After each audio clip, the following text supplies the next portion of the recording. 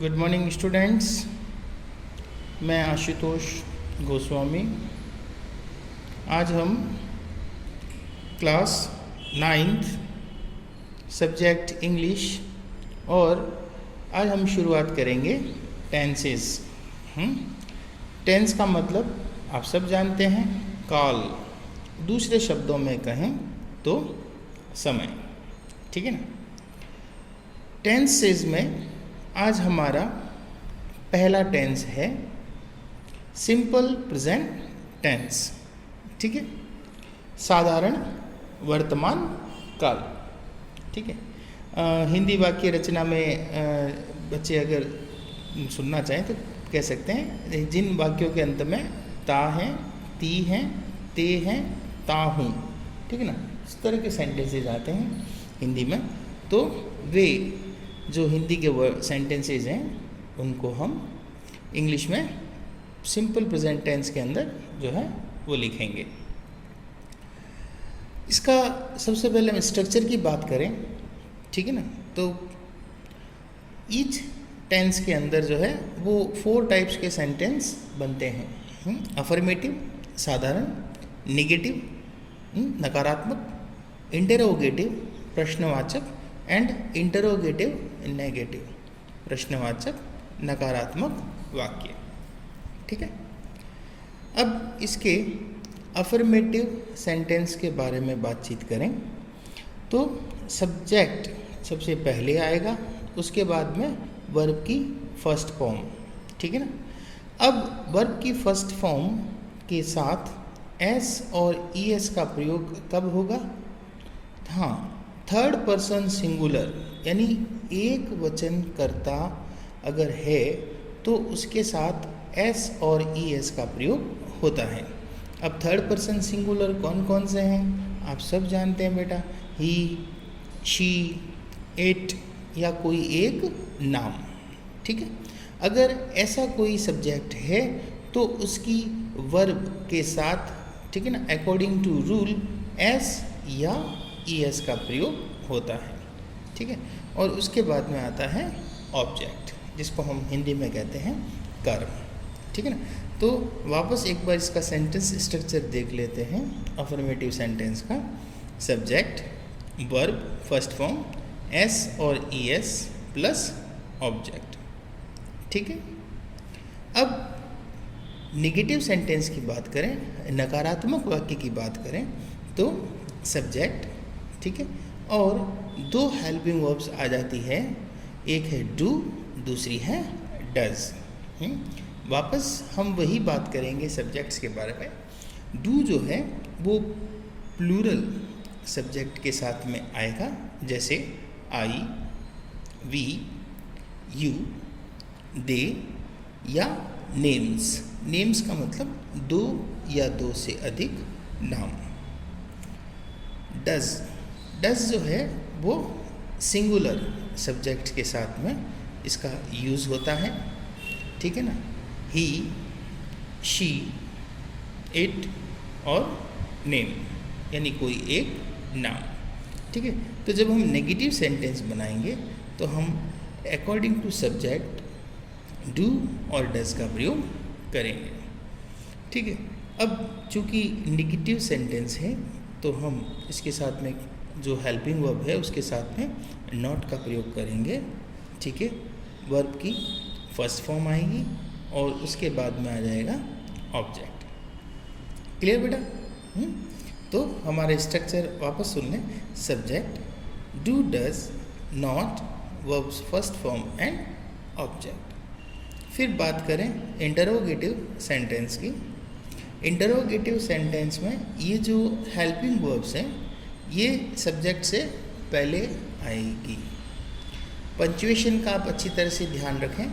Punctuation में कई बार बच्चे जो हैं आप गलती कर लेते हैं, डू और डज का जो डी है वह आप छोटा लिख देते हैं। नहीं, हम सब जानते हैं जब हम किसी सेंटेंस की शुरुआत करते हैं तो उसका फर्स्ट लेटर जो है वो कैपिटल लेटर में लिखा जाता है, ठीक है। तो इसलिए इसका जो फर्स्ट लेटर है, भले आप डू से शुरुआत कर रहे हैं या डज से शुरुआत कर रहे हैं, आप फर्स्ट लेटर जो है वो बड़ा लिखेंगे। तो डू और डज, उसके बाद में subject, verb first form and object. अब चूँकि इंटरोगेटिव सेंटेंस है इसलिए इंटरोगेटिव मार्क।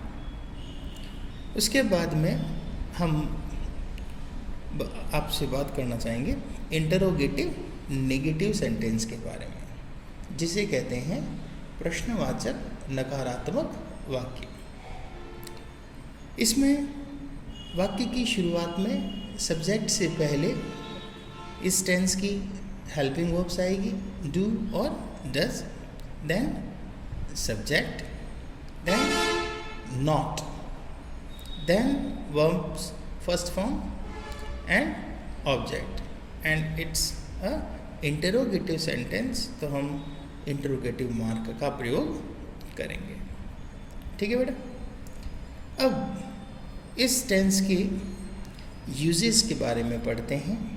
कहाँ कहाँ इस टेंस में इसका यूज़ किया जाता है, कौन कौन सी कंडीशंस में ये टेंस यूज़ होता है। ठीक है बेटा। पहला देखिए, रेगुलर एक्शन। रेगुलर एक्शन का मतलब नियमित एक्शन।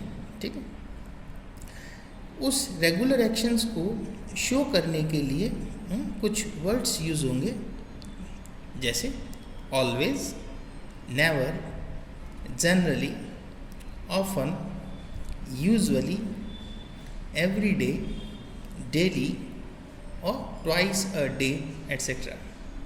ठीक है ना। देखिए बहुत इजी, ऑलवेज हमेशा, नेवर कभी नहीं, जनरली आमतौर पर, ऑफन प्राय, यूजुअली कभी कभी, एवरी डे हर दिन प्रतिदिन, डेली वही प्रतिदिन, ट्वाइस अ वीक सप्ताह में 2 बार, एंड हैबिट। ठीक है ना। यानी रेगुलर किसी की हैबिट है या कोई हैबिचुअलिटी को रखता है। ठीक है ना। तो हम ऐसे सेंटेंस को जो है वो सिंपल प्रेजेंट टेंस के अंदर जो है वो हम लिखेंगे। फॉर द एग्ज़ाम्पल हम बात करें, बहुत सिंपल से एग्ज़ाम्पल हैं, एक बार मैं आपको रीड करते ही समझ में आ जाएंगे। देखिए पहला example, I solve the problem. I solve the problem. अब देखिए आपने आई के साथ में जो वर्ब लगाई, उस वर्ब के साथ में एस और ई एस का प्रयोग क्यों नहीं किया? क्योंकि आई को जो है वो इस टेंस में प्लूरल माना गया है। ठीक है ना। तो आई सॉल्व द प्रॉब्लम, मैंने ये समस्या हल की। ओके। नेक्स्ट हम बात करते हैं दूसरा sentence, he does not solve the problem. अब हमने इस वाक्य को निगेटिव में लिखने की जो है वो कोशिश की है। तो यहाँ मैंने सब्जेक्ट थोड़ा चेंज कर दिया है। आई की जगह क्या ले लिया? ही लेते ही इसके साथ क्या लग गया? डज। ठीक है ना। और चूंकि निगेटिव सेंटेंस है इसलिए नॉट सॉल्व द प्रॉब्लम। ठीक है बेटा, आगे चले। अब हम बात करें third, does he solve the problem. ये हमने इस सेंटेंस को जो है वो इंटरोगेटिव कंडीशन में चेंज किया है। अगला अगर हम सेंटेंस देखें तो the bus leaves every evening 7 PM। ठीक है ना। देखिए ये रेगुलर एक्शन है। The bus leaves every evening 7 PM। ये बस जो है वो हर शाम 7 बजे छूटती है या यहाँ से निकलती है। अगला WH वर्ड से शुरू होने वाला इंटरोगेटिव सेंटेंस है। ठीक है ना। और इस सेंटेंस को भी जब हम सिंपल प्रेजेंट टेंस में लिखेंगे तो कुछ इस तरह से लिखेंगे। जैसे देखिए, when does the train usually leave. When does the train usually leave. Train जो है वो आम तौर पर कब जाती है, कब छूटती है।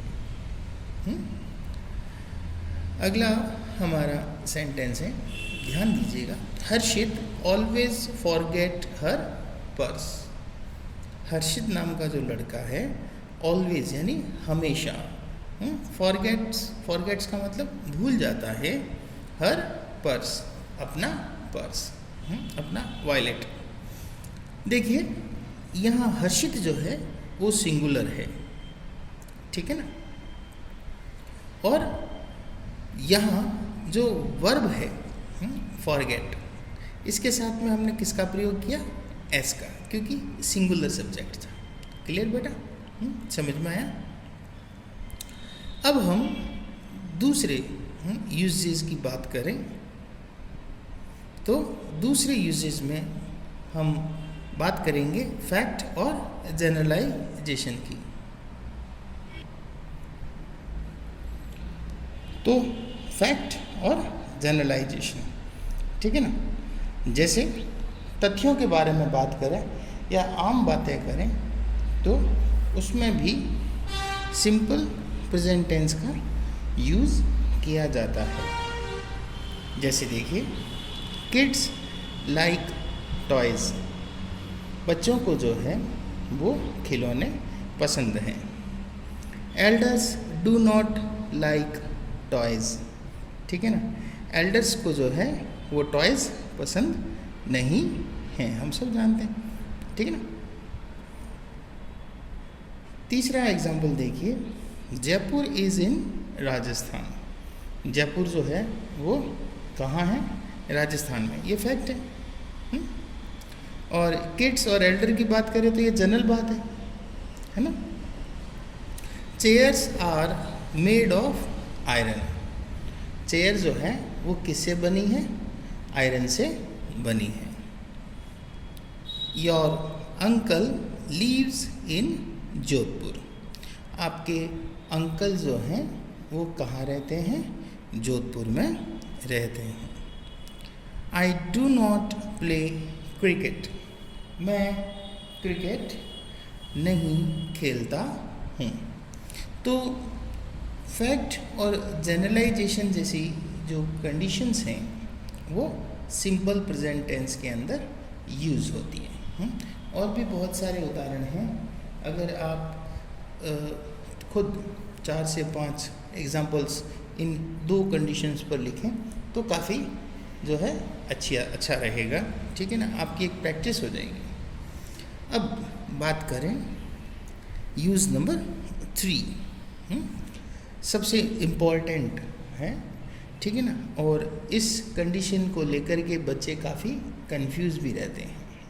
तो हम बात करें यूनिवर्सल ट्रुथ और साइंटिफिक फैक्ट्स के बारे में। यूनिवर्सल ट्रुथ का मतलब है सार्वभौमिक सत्य बात, यानी ऐसी कंडीशन जिसको झुटलाया न जा सके, या विश्व में वे बातें जो कभी झुटलाई नहीं जा सकती।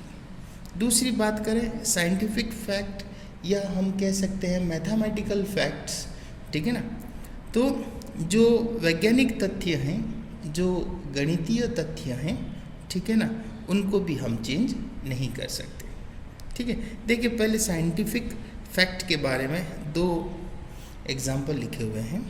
First, water boils at 100 degree centigrade, पानी जो है वो 100 डिग्री सेंटीग्रेड पर उबलता है।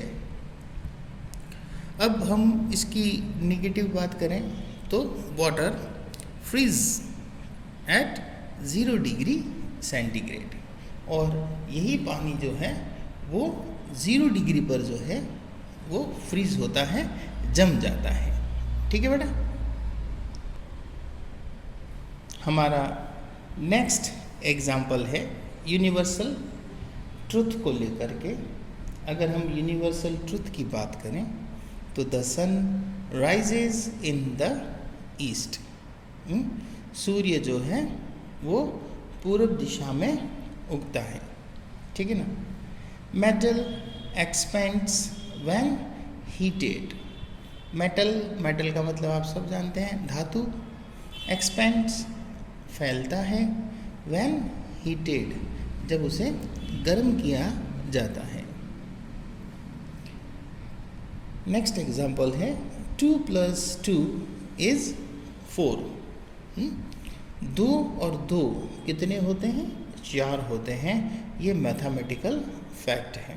कहने का मतलब ऐसे बातें जो यूनिवर्सल ट्रुथ हो, सार्वभौमिक सत्य बात हो, ठीक है ना, और जो साइंटिफिक और मैथमेटिकल कंडीशन से जुड़ा हुआ हो, उस प्रकार की स्थिति के जो वाक्य हैं, जो सेंटेंसेस हैं, उनको हम सिंपल प्रेजेंट टेंस के अंदर लिखते हैं।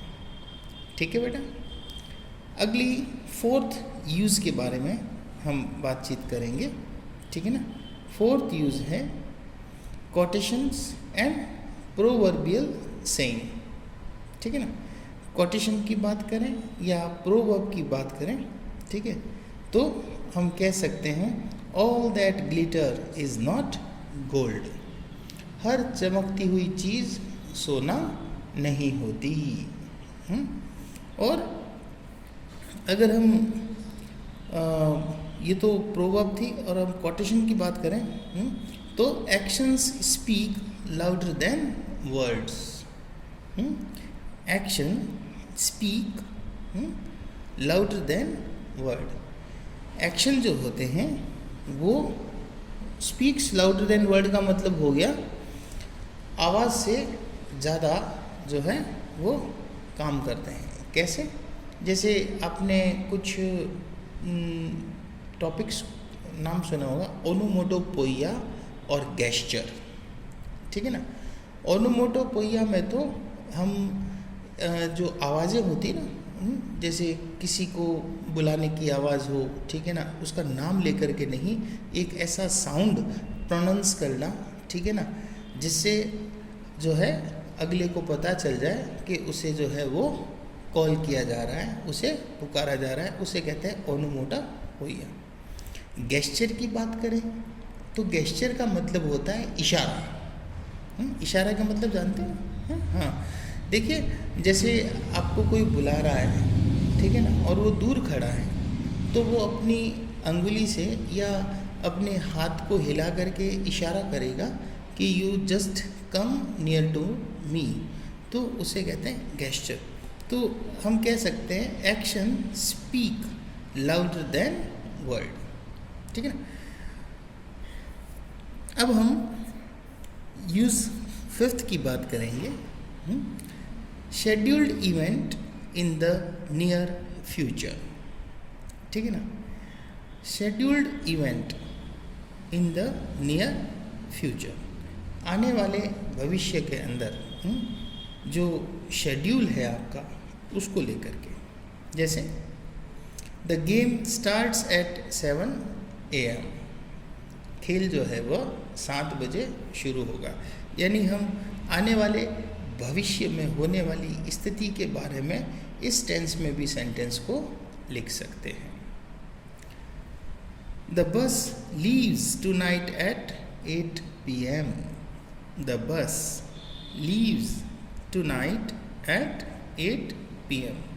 बस जो है वो आज रात 8 बजे जाती है। The CM arrive in Barmer the next day. CM जो है वो कल बाड़मेर आएंगे। ठीक है ना।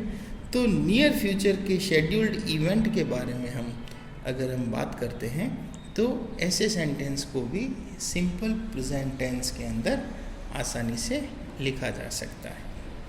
ठीक है ना। आगे देखिए,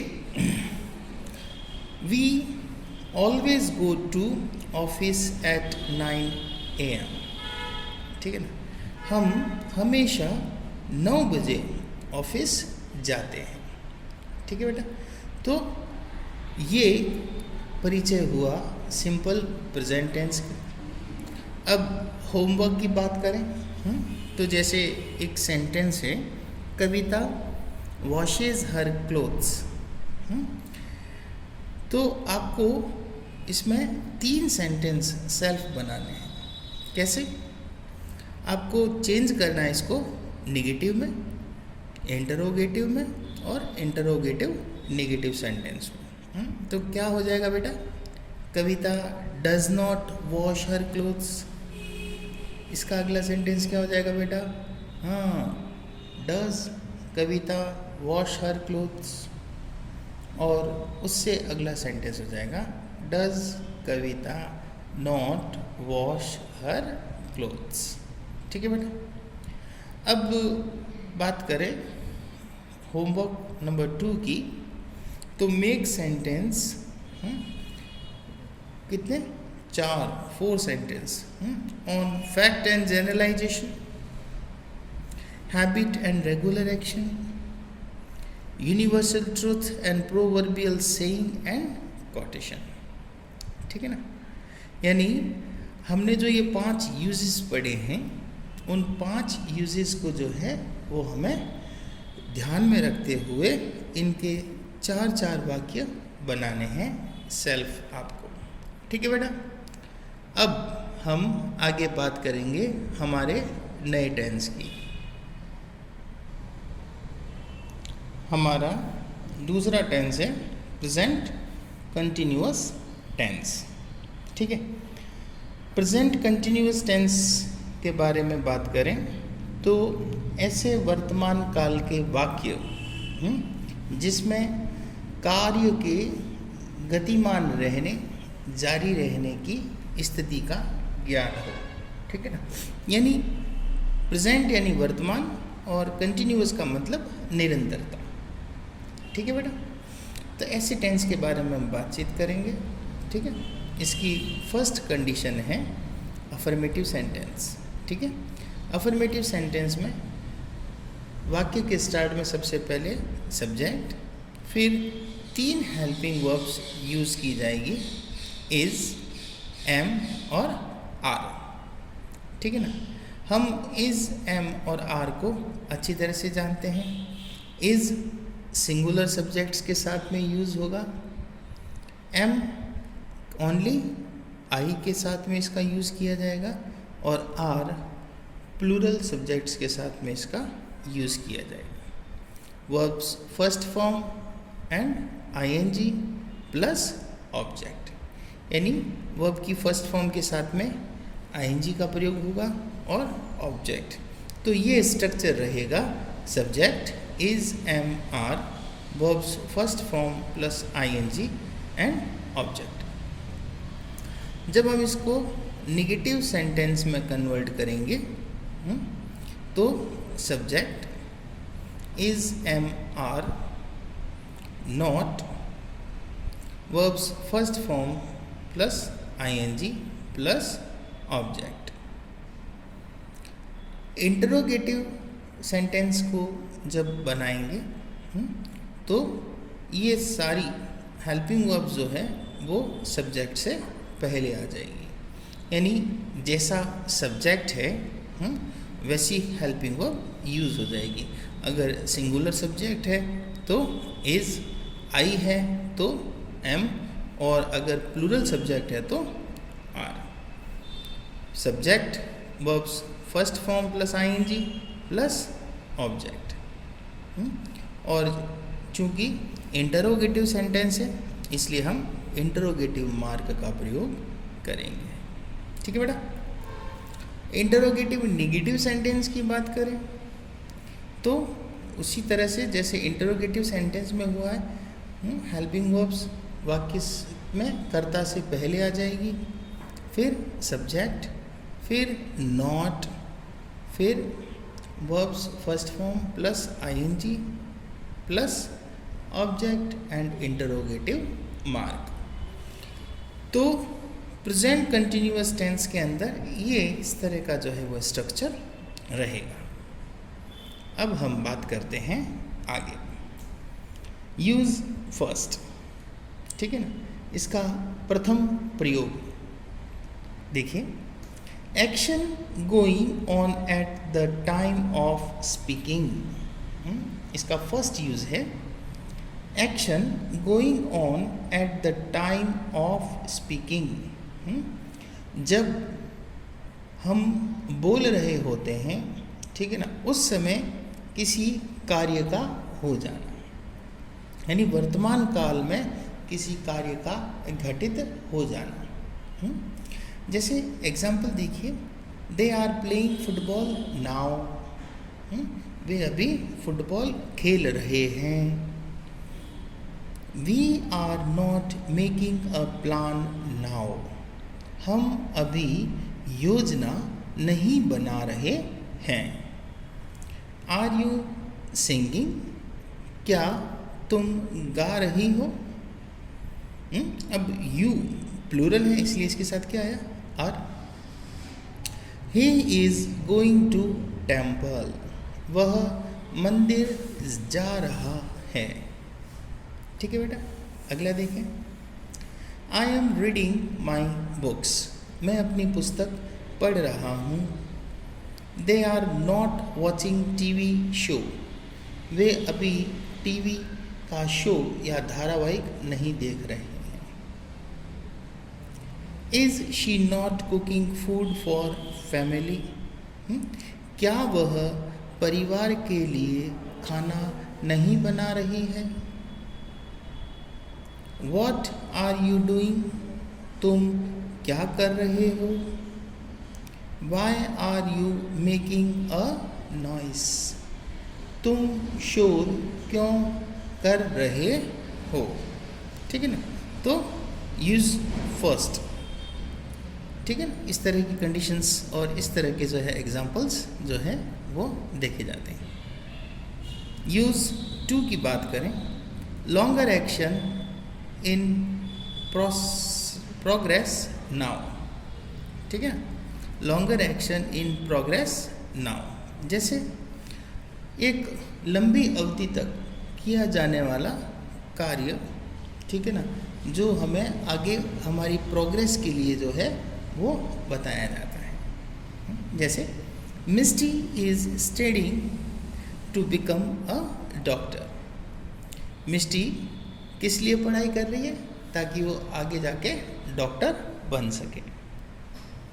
मान्या is not studying to become a dentist.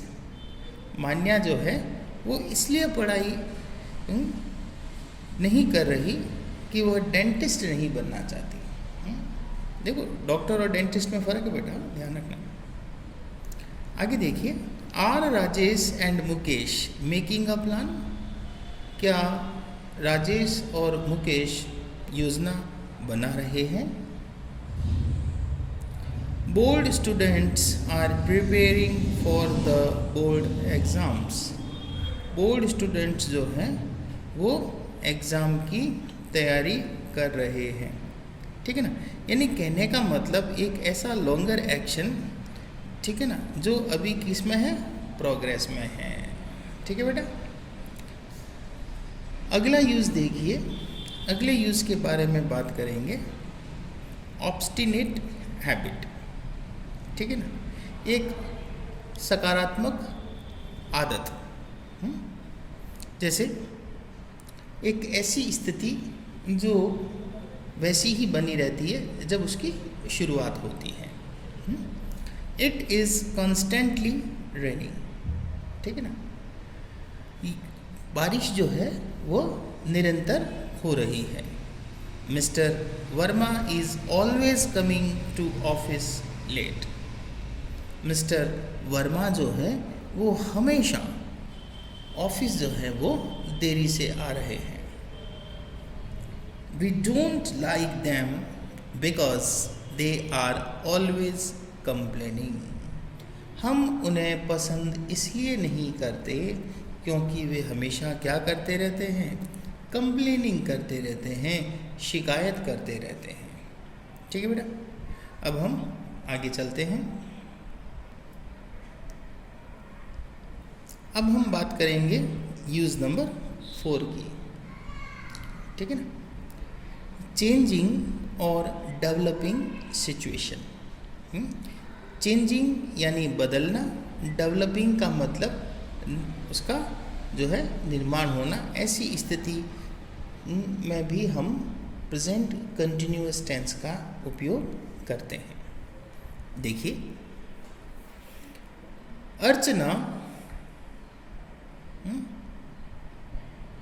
Archana Sanskrit is getting better.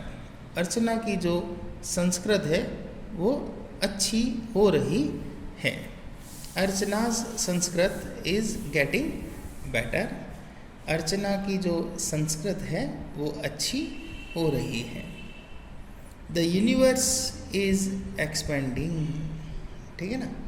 Universe जो है, हमारा ब्रह्मांड जो है वो एक्सपेक्टिंग हो रहा है। It is getting dark. अब देखो, यहाँ डार्क का मतलब गहरा नहीं है।